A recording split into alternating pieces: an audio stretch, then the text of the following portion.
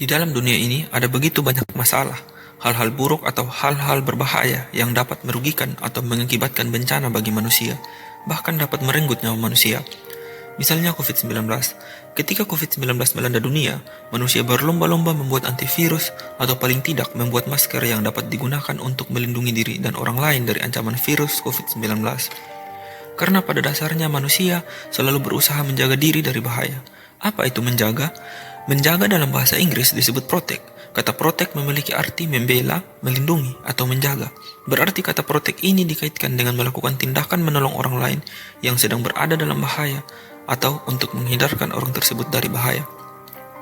Sementara itu, dalam bahasa Indonesia kata menjaga berarti menunggui supaya selamat atau tidak ada gangguan, mengiringi untuk melindungi dari bahaya, mengawal, mengasuh, mengawasi sesuatu supaya tidak mendatangkan bahaya, mencegah kesukaran atau kerugian. Dari penjelasan mengenai arti kata menjaga ini, kita bisa simpulkan bahwa makna dari kata menjaga juga berarti melakukan tindakan untuk melindungi agar tidak terjadi masalah atau bahaya. Jadi ada kesamaan makna dari kata protect dalam bahasa Inggris dan kata menjaga dalam bahasa Indonesia, yang sama-sama berarti melakukan suatu tindakan untuk melindungi atau menghindarkan diri sendiri maupun orang lain dari bahaya, karena pada dasarnya manusia tidak ingin membahayakan diri sendiri atau orang lain. Ini adalah definisi kata protect atau menjaga yang kita dapatkan dari kamus. Tetapi apakah yang Alkitab katakan tentang menjaga? Menjaga atau yang dalam bahasa Inggris disebut protect berasal dari kata Ibrani samar. Samar berarti simpan, jaga, beri, berpegang, melindungi, mengindahkan, atau memperhatikan. Ide dasar dari akar kata samar adalah berpegang dengan hati-hati.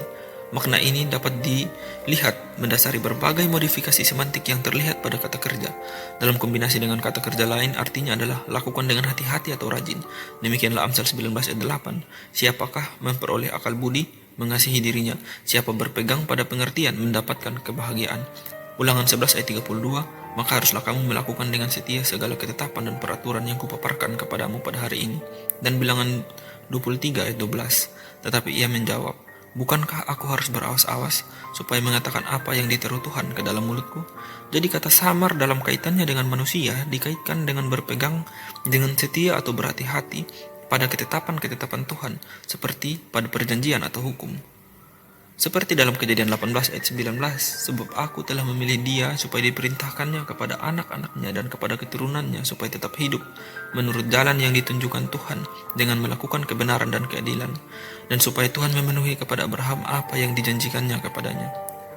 Keluaran 20 ayat 6, tetapi aku menunjuk kasih setia kepada beribu-ribu orang, yaitu mereka yang mengasihi aku dan berpegang pada perintah-perintahku.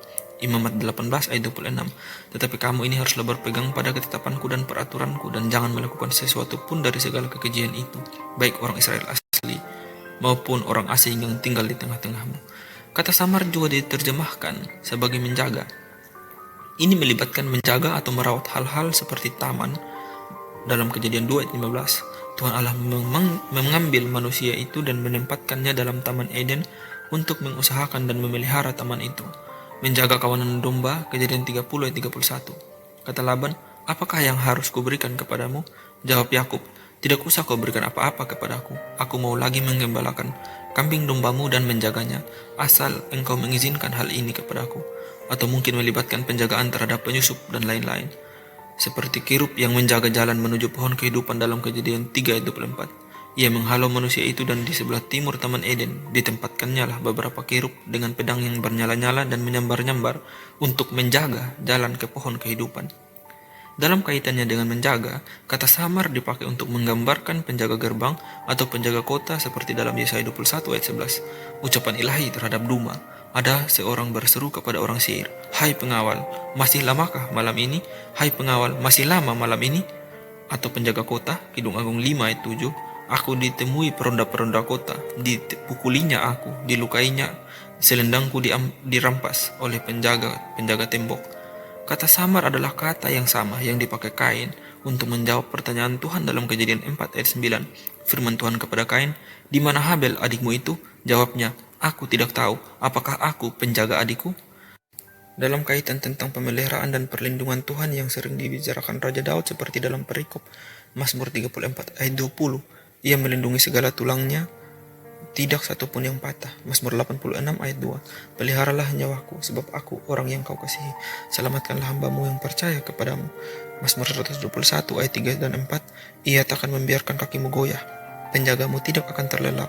Sesungguhnya tidak terlelap dan tidak tertidur penjaga Israel. Kata samar juga berarti memperhatikan atau memberi perhatian kepada, yang menggambarkan sikap manusia yang memperhatikan atau menghormati Tuhan atau manusia yang lain.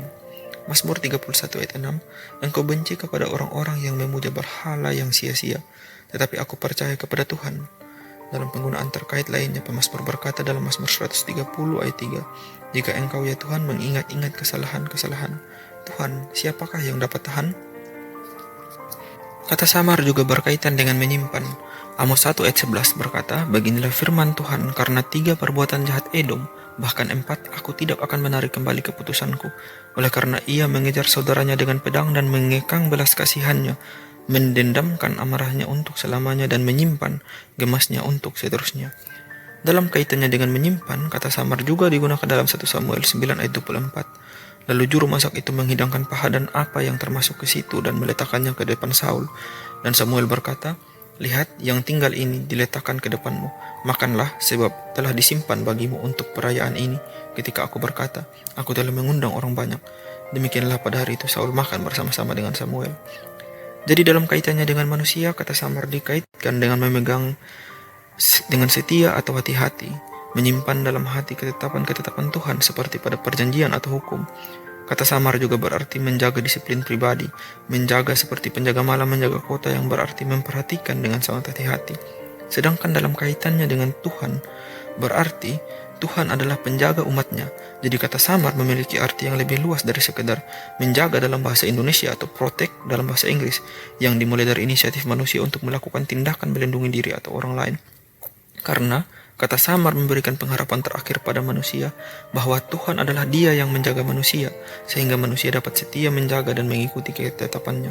Jadi walaupun ada begitu banyak bahaya di dalam dunia ini yang diakibatkan oleh dosa yang telah merusak dan menghasilkan bencana, manusia mempunyai pengharapan bahwa Tuhan akan menjaga, melindungi manusia dan memelihara manusia, yang tergenapi di dalam Tuhan Yesus Kristus, yang adalah gembala yang menjaga manusia dengan telah mengorbankan dirinya di atas kayu salib untuk keselamatan domba-dombanya. Dan itulah arti kata samar.